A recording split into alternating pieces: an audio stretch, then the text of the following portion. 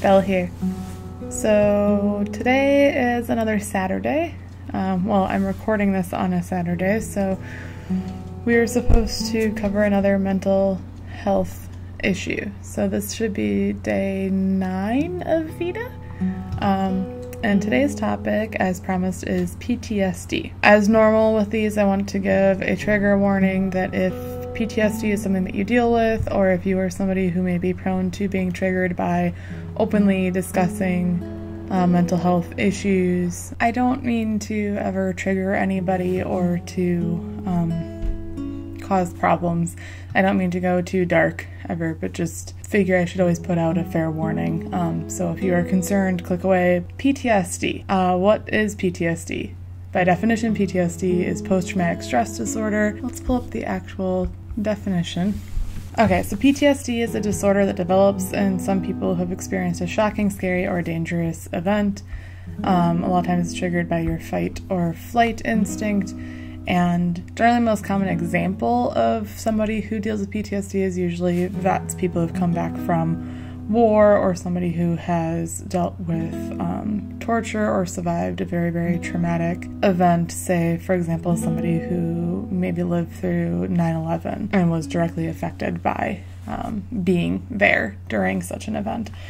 So generally we attach it to things that are so extremely untangible to the average human being, because there's the element of the extreme stress, right? We generally assume that it means it had to be something on such a large scale. And like I said, I think that military experiences tend to be the ones that we most directly connect PTSD with. However, PTSD is not limited to large-scale events such as war or a terrorist attack. In no way throughout this video am I necessarily comparing, okay? I want to clarify what I'm about to talk about with my personal experience with PTSD is in no way me saying my PTSD is equivalent to that of which people who have dealt with horrible experiences in war deal with. I don't think that it's ever actually fair to compare mental health experiences at all. Can you learn from each other's mental health experiences? Yes. Is it important to share them? Definitely.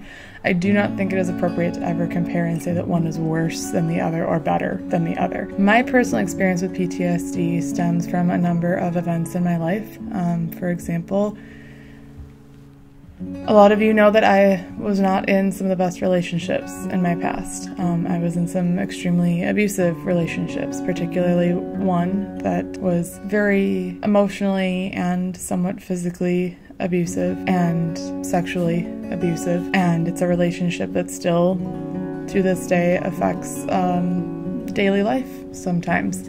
Part of the factor that doesn't help with that is the fact that I live in the same city still, and actually recently found out that I live about 2 blocks away from this person. So past relationships that were abusive and not good, that led to very particular negative events in my life, such as my experience with my first pregnancy loss was with this person. So there's a lot of things connected there, and it was a long period of time throughout my life. This particular person was in and out of my life starting in 8th grade for me and running all the way through my freshman year of college, on and off. So that's a big part of your life and a very already unstable part of your life to have such a relationship. Another series of events that are connected to my PTSD are my experiences with rape. If you want to know more about the details-ish of what I'm talking about, you can see the video linked down below where I actually discuss my experiences with sexual assault. I don't want to go into that a ton here just because that's not what this video is about. I have a whole separate video about an event such as sexual assault can definitely trigger PTSD for people later on. The last one that I'm going to choose to share in particular, although there are other smaller things, this one's probably going to be a little bit to explain to you guys, and it might seem kind of shocking, is that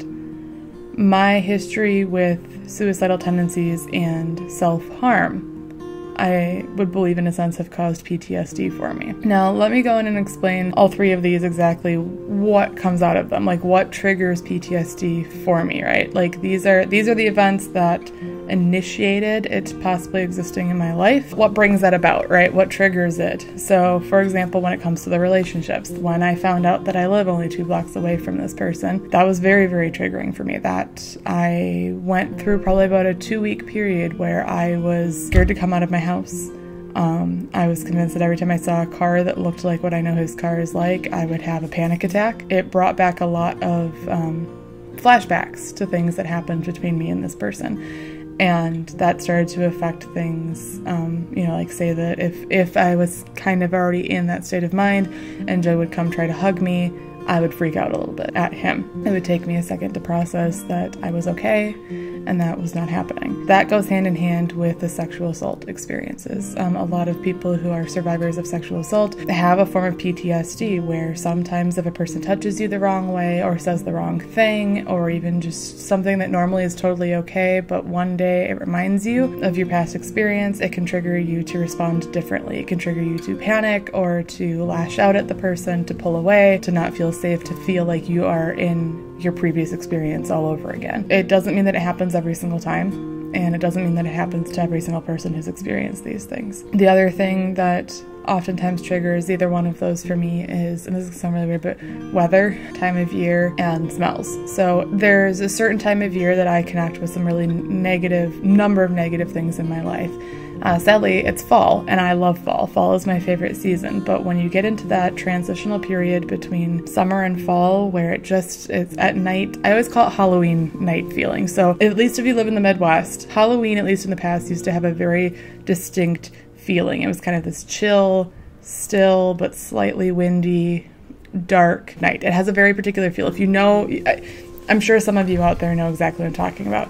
That sort of night, if it feels like that, I turn onto high alert. I am much more easily triggered by things. That itself puts me in a strange mindset and more easily brings flashbacks to mind. The same with smells. If something smells similar to something that I smelled at the time that something negative happened, I connect a lot with that. A good example for those out there who maybe don't deal with PTSD would be more positive connections, right, are the same type of thing. So for example, say that there was a song playing during a certain event in your life that was really positive. You might get brought back to that moment if you hear that song at a different time, right? Or say that your grandma always cooked pumpkin pie and it had a particular scent different than other pumpkin pies, and you smell that particular one when you're at Thanksgiving, you might have a flashback to your grandma's house, right? And it's not necessarily always bad things, it's just, it's the same kind of concept when it comes to my personal experience with PTSD.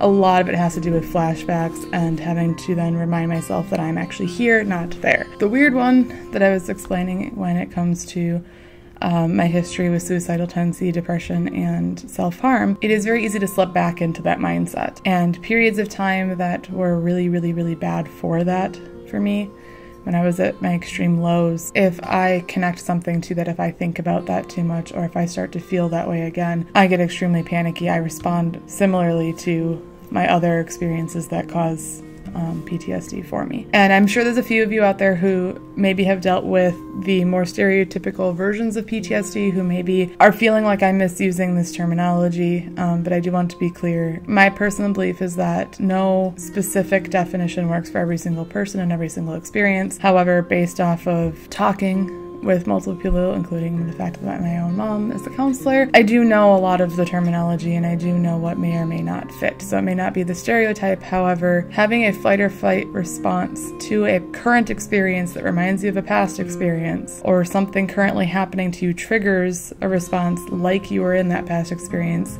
that pretty much sums up PTSD. When it comes to things like, a good example would be if I watch a show or film that deals with self-harm, or somebody talks to me about their self-harm, or I see it. It is very, it causes some panic for me. It causes a lot of flashbacks to times when I was doing that, and it also causes a response where I have to fight myself on currently doing things. Again, I want to clarify for you guys, please don't worry about me. I know that seems kind of stupid to say. As much as I appreciate all the concerned comments and stuff that I get on some of the videos, please make sure that they're not judgmental. I just want to remind people in general, both on my videos, on anybody else's videos, or anybody sharing their life stories, a lot of people are not sharing it for sympathy. They're not sharing it to yell out for help necessarily. We're not always necessarily sharing the entire story. So I am sharing past things and I'm talking about current things that I sometimes deal with. However, I don't want you to think that because you maybe have shared your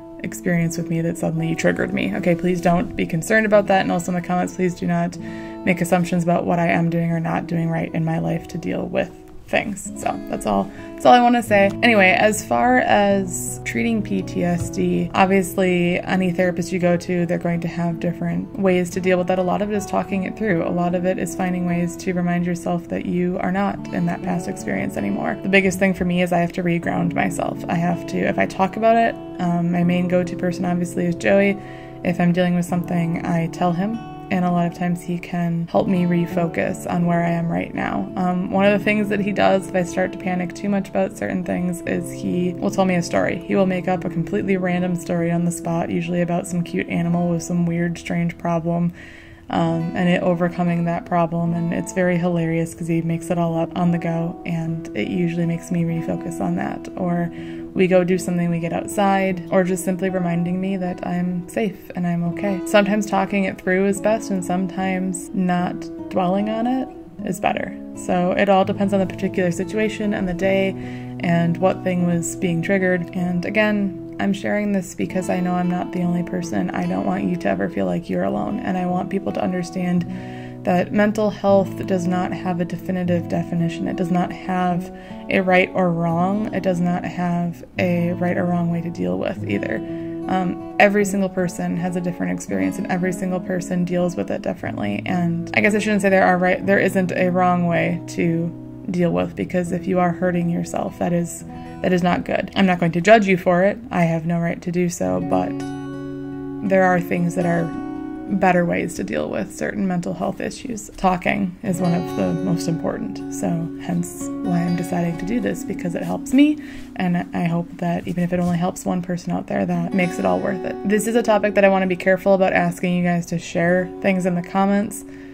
Just be warned that if you do choose to share, make sure that you are doing it for the right reasons and that it is not going to cause an issue for you. I don't want anybody to push themselves into an attack or anything, and I also want to make sure that if you do choose to read the comments, that you are prepared that they could also be triggering. So I want it to be a safe space. I want it to be a great place that you can share things. Just always do so with some caution. Take care of yourselves and take care of each other, and be kind. If you have any particular questions about what I just talked about, feel free to ask. And I will make videos talking about it, because this is all stuff that I think is extremely important, and I never want to shy away from it. If I've experienced something, I personally believe that it is now my job to myself and to others to share that experience in order to make some kind of difference in the world, hopefully. I want to thank you guys so much for hearing me out and for sharing your stories and understanding the importance of discussing mental health. Check out below, I will link some resources that if you are dealing with PTSD or you want to learn more, or you know somebody who is dealing with it, or you live with somebody who deals with it and you need some assistance, check out the links below and hopefully they will help you out. For now, this bunny's gotta bounce. See you later. Bye. Into loud